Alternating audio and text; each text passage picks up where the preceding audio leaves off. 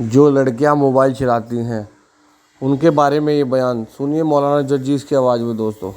वो मोबाइल चलाने वालियों सोचो, वो फेसबुक चलाने वालियों सोचो, वो व्हाट्सएप पर उल्टी सीधी और खूबसूरत लड़कियों की फोटो लगाकर नौजवानों को अपने शक्ल सूरत से भड़काने वालियों सोचो, शायद तुम्हारे बारे में अल्लाह के नबी ने फरमाया ऐसी औरतें कभी भी जन्नत के अंदर दाखिल न होंगी। ला यदखुलुल जन्ना वला यजिदन्ना रिहा, जन्नत में जाना तो दूर जन्नत की खुशबू भी नहीं पाएंगी। मेरी बहनों अपने आप को संभालो। अगर इस्लाम के अंदर हाथ जोड़ना जायज होता तो मेरी कौम की बेटियों में तुम्हारे हाथ जोड़ लेता।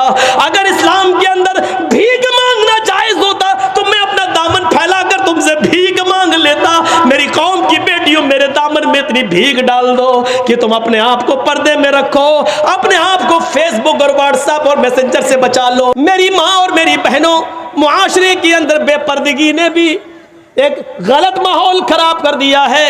आजकल जलसे भी उससे महफूज न रहे। जलसे होते हैं तो मेला लगता है और मेला लगता है तो नौजवान लड़के और लड़कियां उस मेले में जाते हैं। उनकी लिपस्टिक भी होती है, पर्दा तो बंगाल में दिखाई नहीं देता है। मेरे भाइयों, जहां तालाब के अंदर एक तरफ लड़के और दूसरी तरफ लड़कियां नहाती हुई नजर आती हो, वहां से कौन सी उम्मीदें लगाई जा सकती हैं? गौर करो मेरे प्यारे साथियों, जो पर्दे के बारे में कभी हजरत फातिमा रज़ी अल्लाह ताला अन्हा को याद करो, जब उनकी मौत का इंतकाल का वक्त आया तो उन्होंने अपने शौहर से कहा अली मेरी इंतकाल का वक्त करीब है, मुझे नहीं लगता कि मैं बचूंगी। फरमाया अली ने ऐसा क्यों कह रही हो? आए अली, मेरी एक वसीयत है, उसको नोट कर लेना। हजरत अली ने कहा तुम मेरी बीवी नहीं, तुम मेरी वाइफ ही नहीं, मोहम्मद रसूलुल्लाह की बेटी हो, बताओ तुम्हारी क्या वसीयत है, मैं उसको जरूर पूरा करूंगा। कहने लगी फातिमा, आए अली, जब मेरा इंतकाल हो जाए, जब मैं इस दुनिया से रुखसत हो जाऊं, जब मैं इस दुनिया से चली जाऊं, तो मेरे जनाजे को, मेरी लाश को कफन से ढांक देना। सफेद रंग का कफन जब मेरी लाश पर चढ़ाओ तो मेरी लाश को मेरी चारपाई पर बिठाकर जब कब्रिस्तान की तरफ लेकर जाओ तो आए अली, रात के अंधेरे में ले जाना, ईशा की नमाज के बाद मुझे कब्र में दफनाना, दिन के उजाले में दफन न करना। मेरी कब्र को दिन में, मेरी लाश को दिन में न उतारना कब्र में। हजरत अली ने कहा अरे फातिमा, ठीक है मैं ऐसा ही करूंगा, लेकिन रात में ही क्यों? दिन में अगर तुम्हारा इंतकाल जल्दी हो गया और जल्दी दफन होने की नौबत आ गई तो तुम रात की वसीयत क्यों कर रही हो?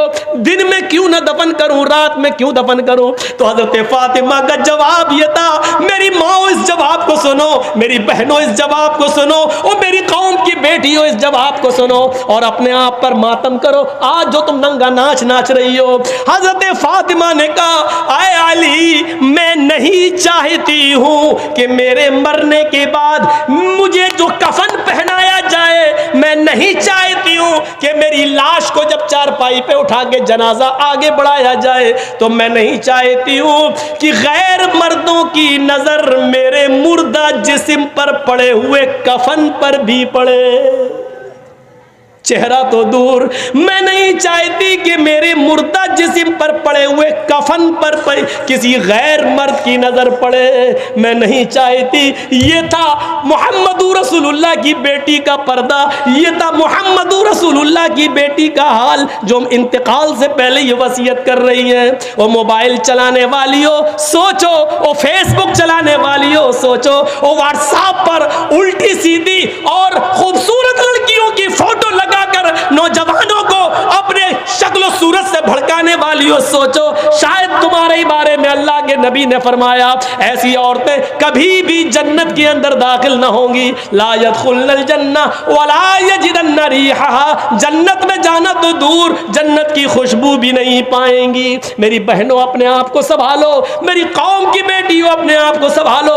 पूरा महाराष्ट्र में आज देख लो कितनी मुसलमान लड़कियों ने कोर्ट में एप्लीकेशन दे दी है और वो गैर मुस्लिम लड़कों के साथ आज निकाह करने के लिए तैयार है। कितनी गैर मुस्लिम कितनी मुसलमान लड़कियों ने गैर मुस्लिमों के साथ निकाह करने के लिए एप्लीकेशन दे दी और कह दिया मैं चाहती हूं कि मेरी शादी इनके साथ हो। मेरे बाप और मेरे भाई मुझे रोकना चाहेंगे, लेकिन मैं बालिग हूं, मैं इसी गैर मुस्लिम के साथ अपनी मर्जी से निकाह करने के लिए तैयार हूं।